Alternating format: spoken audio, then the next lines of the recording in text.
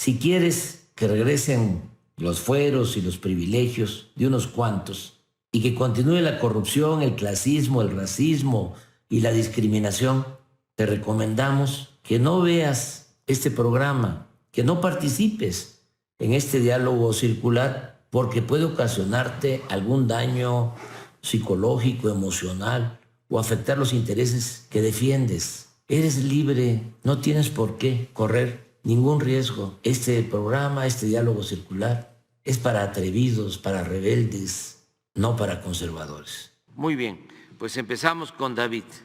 Señor presidente, muy agradecido por la confianza en un servidor y además junto con todas y todos los compañeros que servimos desde la Profeco, sepa usted que seguimos comprometidos con esta transformación. En esta semana, la gasolina regular tuvo un precio de 22 pesos con 53 centavos, con un incentivo de 30.3%.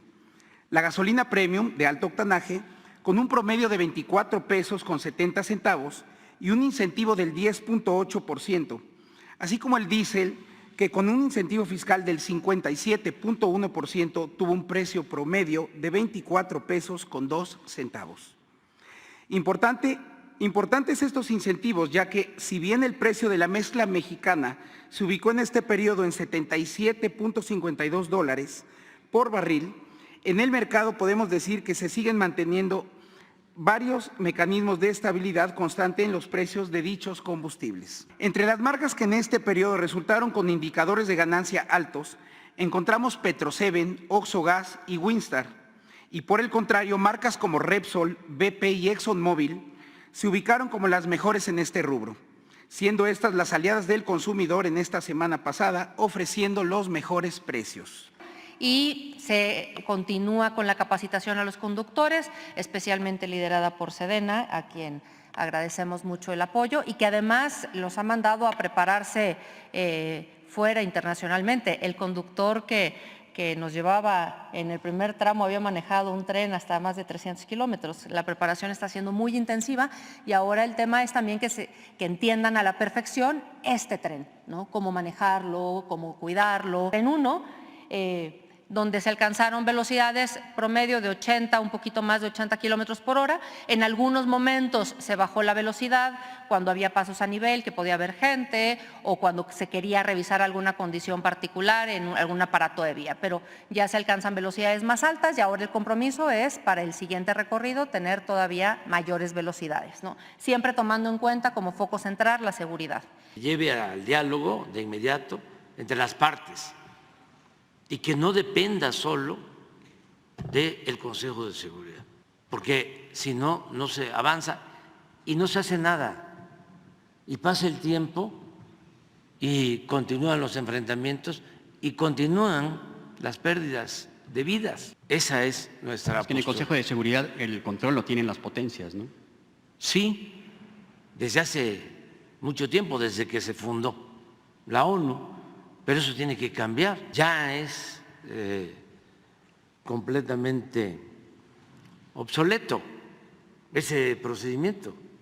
Pues hay una actitud muy hostil de parte del gobernador de Texas y está complicando más la situación migratoria con propósitos politiqueros.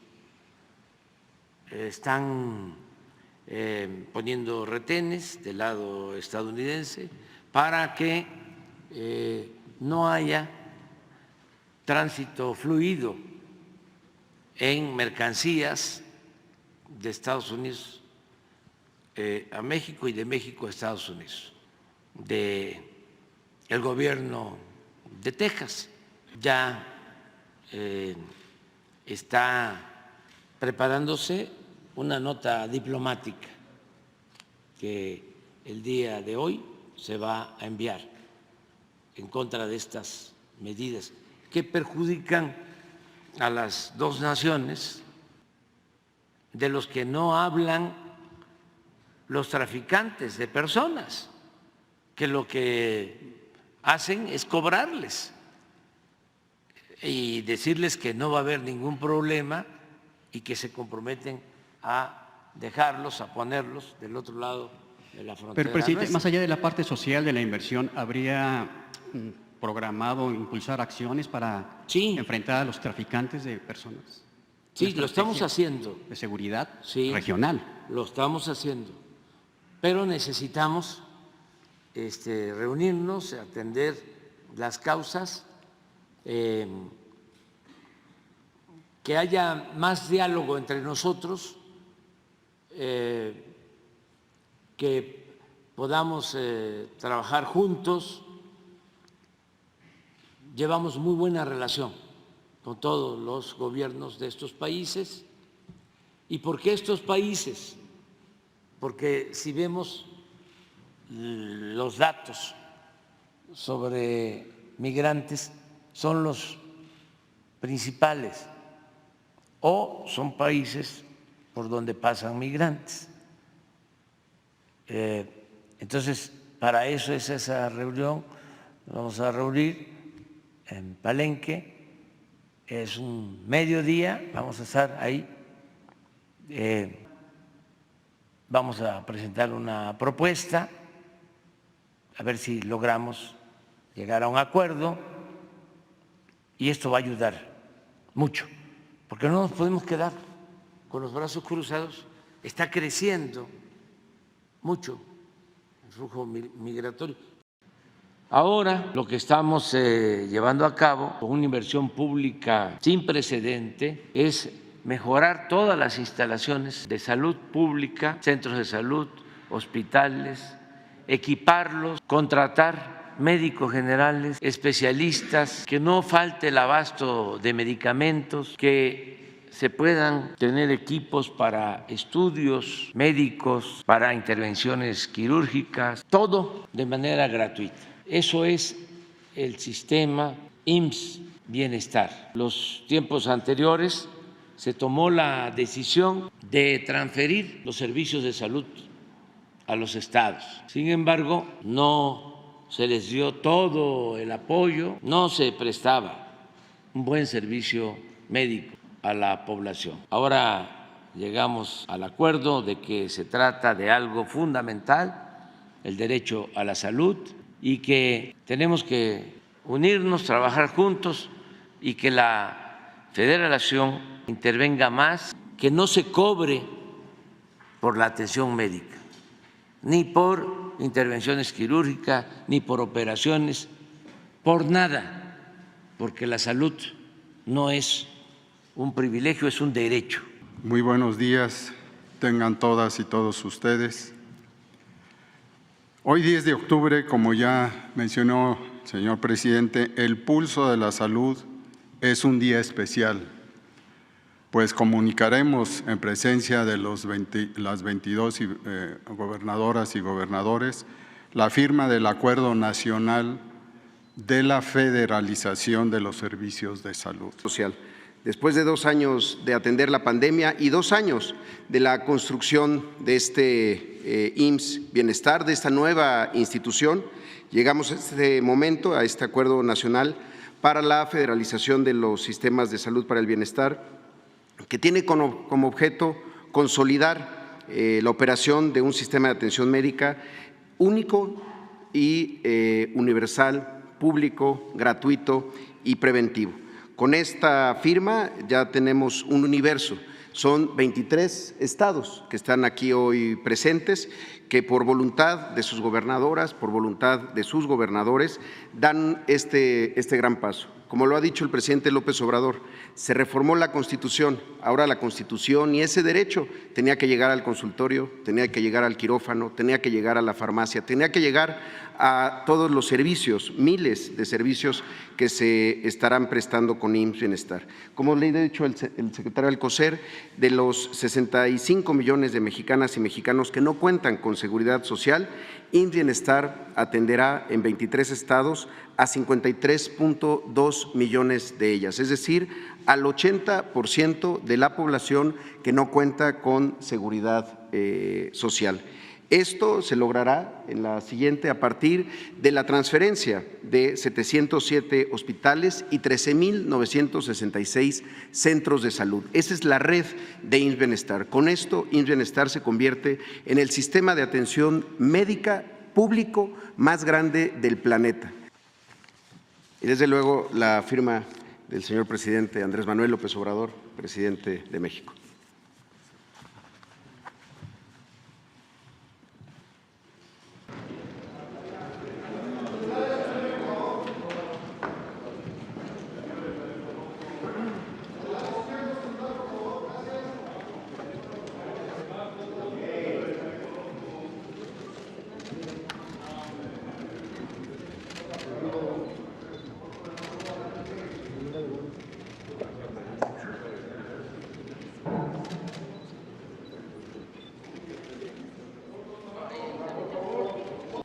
México era en ese entonces una fábrica de ilusiones, porque habían oportunidades. Todo esto se fue perdiendo y durante el periodo neoliberal ya no había posibilidad de ascender en la escala social.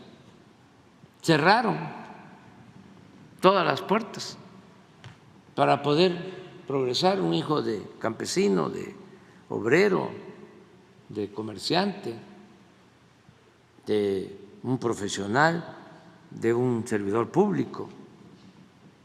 Tenía muchos obstáculos, al grado que para poder progresar muchos se tuvieron que ir a trabajar a Estados Unidos o dedicarse a buscarse la vida en la economía informal. Entonces, fue una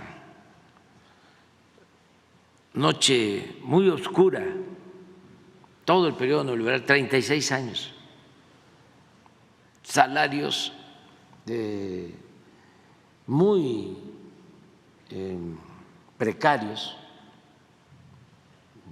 nunca hubo aumento de salario en términos reales. Al contrario, el salario perdió poder adquisitivo en 36 años. No habían oportunidades de empleo. Por eso la migración a Estados Unidos. Y fue cuando más creció la economía informal, porque la gente decidió buscarse la vida como fuese, saliendo a vender a la calle para tener con qué mantener a su familia, a sus hijos.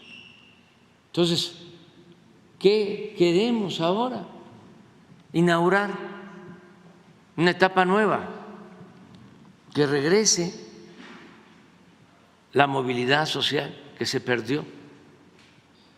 Tesla sí instalará fábrica de autos eléctricos en México, a pesar de las mentiras difundidas en medios de comunicación. El pasado 5 de octubre, diversos medios aseguraron que Tesla ya no construiría su fábrica de autos eléctricos en México, sino en Texas, lo cual resultó falso. Pero vamos a ver la cobertura. Estuvo, por supuesto, en primera fila el Latinus de Loret de Mola, Yahoo Noticias, El Heraldo, Debate, Publímetro, Vanguardia, Crónica, entre otros. Todos ellos le entraron a la campaña de desinformación. ¿Cómo pasó esto? Vamos a darles contexto. Citando un libro biográfico del dueño de Tesla, Elon Musk, escrita por Walter Isaacson, perdón, si lo estoy pronunciando mal, quien escribió que el robotaxi, modelo de automóvil de conducción autónoma, lo construirían en Texas. Esa fue su fuente y ya con eso, pues ya empezaron su campaña de desinformación. La noticia falsa iba acompañada con críticas al gobierno del presidente López Obrador. O sea, primero tomaron una fuente y después lo utilizaron para editorializar y criticar al gobierno del presidente López Obrador, supuestamente por falta de certidumbre jurídica y apoyo a las inversiones. El gobernador de Nuevo León, Samuel García, respondió a las falsedades en el marco de la reunión anual de industriales el mismo 5 de octubre. Informó que Elon Musk, dueño de Tesla, envió una carta conminando al gobierno a la construcción de los proyectos de infraestructura previstos para instalar la gigafábrica de Tesla en el municipio de Santa Catarina. Pero pues, para vergüenza de los medios de comunicación, no nada más fue el gobierno de Nuevo León quien los desmintió, sino hasta el vocero de Tesla, Rohan Patel, salió a desmentir las notas de estos medios de comunicación, asegurando que esta no es la primera vez que se difunden falsedades. Dijo a través de su cuenta de X: es un cebo de clics, de tonterías y debe ignorarse, afirmó. También dijo: continuaremos avanzando con los gobiernos locales, estatales y federales y apreciamos mucho sus esfuerzos para habilitar los permisos y la infraestructura sostenible necesarios. Eso es lo que puedo comentarles. Por eso ahora hay enojo y están también desinformando, hablando de que se van a quedar los trabajadores del Poder Judicial sin sus prestaciones. No, si el Poder Legislativo suspende, cancela esos fideicomisos, no se afecta en nada a los trabajadores. Eso también para que lo conozcan todos los trabajadores del Poder Judicial. Son los privilegios de los de arriba, que un ministro en México gana hasta 700,000 pesos mensuales si se suma todo lo que obtienen con prestaciones, como 4 o 5 veces más de lo que yo percibo. Entonces, eso es cortar el copete de privilegios, pero no es afectar a los trabajadores. Desde luego eso lo va a resolver el Poder Legislativo, que tiene facultad para eso, porque el Poder Legislativo tiene como facultad exclusiva la aprobación del presupuesto público. Nosotros recibimos el presupuesto del Poder Judicial y lo enviamos como lo recibimos al Poder Legislativo, 84,000 millones de pesos. Y también hay que preguntarnos en qué beneficia el Poder Judicial al pueblo de México o a la mayoría de los mexicanos. Pues en nada, al contrario, perjudica a la mayoría del pueblo de México. Es un poder al servicio de una minoría rapaz, al servicio de la oligarquía, no de la mayoría del pueblo. Díganme ustedes si en el periodo neoliberal hubo algo que hicieran los integrantes del Poder Judicial, jueces, magistrados, ministros, en beneficio del pueblo. Nada. Y yo sí les puedo mencionar muchas cosas que hicieron en contra del pueblo. Por ejemplo, no permitieron que se consultara al pueblo cuando se llevó a cabo la reforma energética.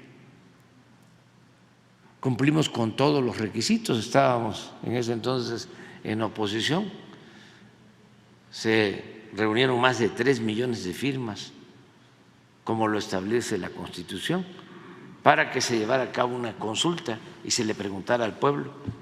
Pues los ministros de la Corte dijeron que no. Cuando se privatizaron las pensiones de los trabajadores, se acudió también a la Corte y no se apoyó. Cuando Hay un accidente lamentable, doloroso, también por la privatización de las guarderías del Seguro Social, y pierden la vida bebés en un incendio de la guardería ABC en Hermosillo. También se presenta una denuncia para que se investigue, se castigue a los responsables. Nada. Yo soy un damnificado también del Poder Judicial. A mí me destituyeron cuando Fox era presidente. No querían que yo participara como candidato a la presidencia. Era yo jefe de gobierno, y para que no pudiera inscribirme por antecedentes penales, me inventaron de que había yo violado un amparo en el país mediante la simulación, con la apariencia, ¿no?, de que se lucha por una causa justa, cuando en realidad no existen esas convicciones. Entonces, y hay también diferencias ideológicas. Muchos de los que nos cuestionan estuvieron en contra de nosotros, aún siendo de izquierda, llamando a no votar, colocándose como independientes, no tomando partido, porque según ellos todos éramos iguales. Y los más radicales, hablando la vía electoral, la vía pacífica, nunca iba a llevar a una transformación, que además era una vía fresa. Y resulta de que se demuestra que se puede por la vía electoral, por la vía pacífica, y que sin el voto de ellos y sin el voto de sus seguidores, manera de pensar, y que respetamos iniciar esta transformación, y de todas maneras no lo aceptan. Pues sigue hablando, no tanto así, pero sí en la misma actitud. Luis Hernández de La Jornada, ¿no?, vuelos rasantes del ejército en Chiapas. Ahora resulta que nosotros estamos desapareciendo a la gente. Nos llamó mucho la atención. Pero cuando planteo hay que revisar esto y nos vamos, iniciamos un recorrido casa por casa para ver dónde están los 126,000. Empezamos en la Ciudad de México y nos encontramos a la mitad de los de la Ciudad de México. Y estamos terminando el censo. Cuando se dan cuenta de esto, renuncia y se va con Carmen Aristegui. Estábamos manipulando el registro de desaparecidos, así como se lo estoy planteando. Entonces estamos buscando a los desaparecidos. Nos da muchísimo gusto. Acabo de estar en Nuevo León hace relativamente poco, y la coordinadora de Bienestar, Judith, contenta, dice: ya encontramos a más personas. Todo el mundo está buscando y los estamos encontrando, y vamos a dar a conocer. Pero para que quedara constancia de que habían 126,000 desaparecidos, envió el registro antes de irse, ponga el procedimiento y se juzgue de acuerdo al Código Penal de Baja California. Esto significaría que quedara en libertad. 5 días de plazo. Se cumplen mañana.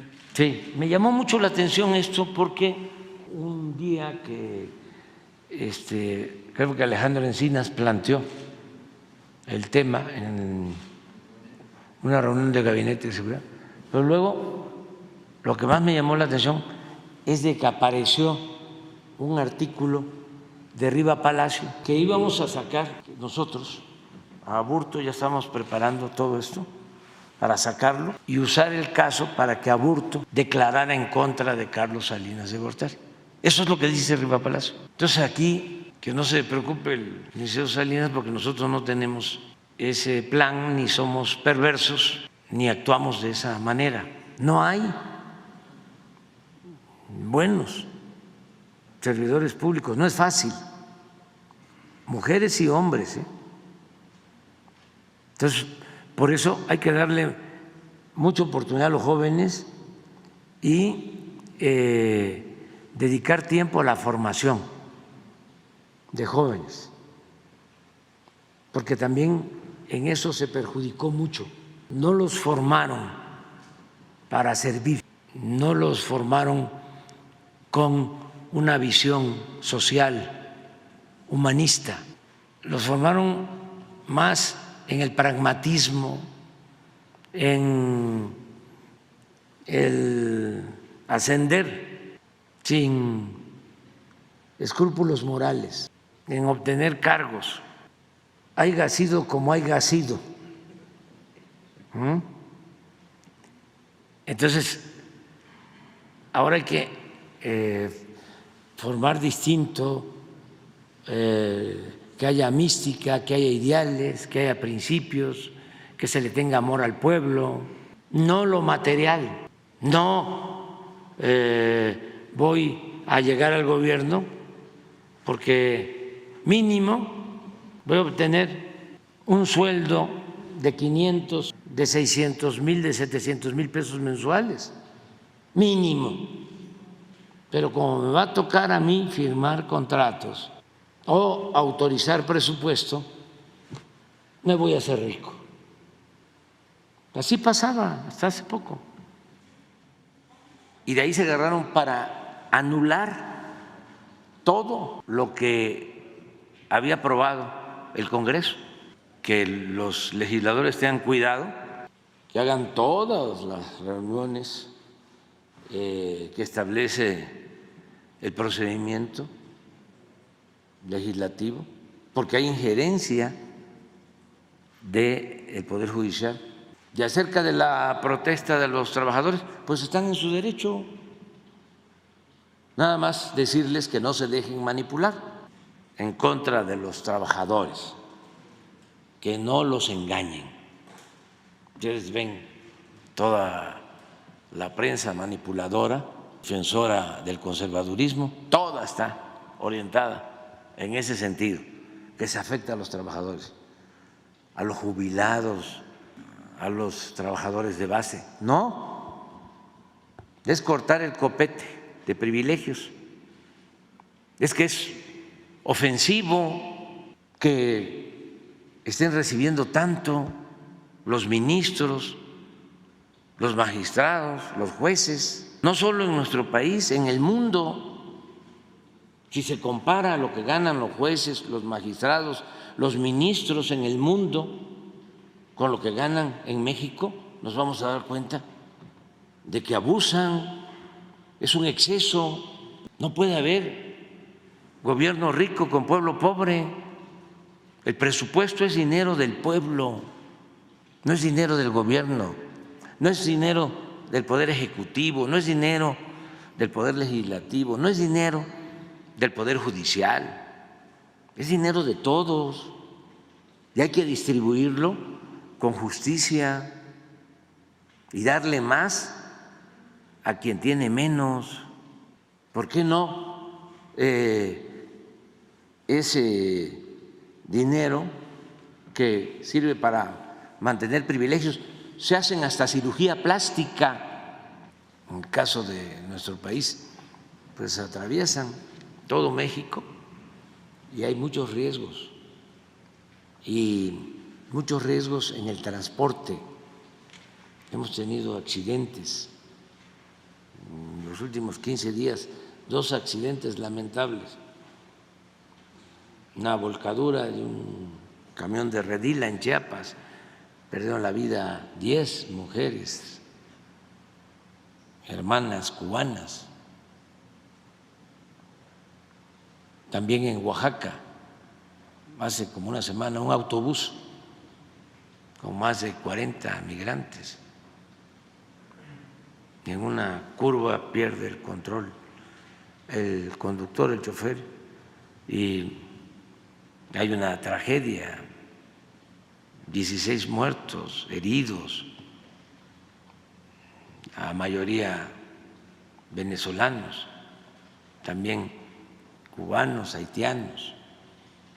Entonces, necesitamos ponernos de acuerdo, porque podemos hacer muchas cosas nosotros y también, si estamos de acuerdo, buscar la cooperación del gobierno de Estados Unidos, que ayuden, lo están haciendo, pero que se apliquen más para atender las causas, no solo estar pensando en muros, en militarizar la frontera, sino atender las necesidades de la gente. El migrante no se echa a andar por gusto, lo hace por necesidad. Entonces, ¿por qué no atenderlos? Lo que tiene que ver con la seguridad y lo que nos ha ayudado siempre, porque imagínense cuántos intentos han habido de corromper a todo el pueblo. Se llegó a decir, la corrupción somos todos. Hace poco alguien dijo, la corrupción es parte de la cultura del pueblo de México. Imagínense semejante insulto, semejante barbaridad. ¿Cuánto intentaron establecer el que la moral era un árbol que daba moras? ¿Cuánto intentaron hacernos creer que el que no tranza no avanza? ¿Cuánto intentaron hacernos creer también de que político pobre, pobre político? Que para ser político se tenía que ser ladrón. Y sí avanzaron, sí avanzaron, pero no pudieron eclipsar con esa nube negra toda la blancura, la pureza, la nobleza, la honestidad de nuestro pueblo. El modelo es ese. ¿Qué debemos de procurar? Que no vuelva la corrupción y seguir limpiando, porque todavía no se termina.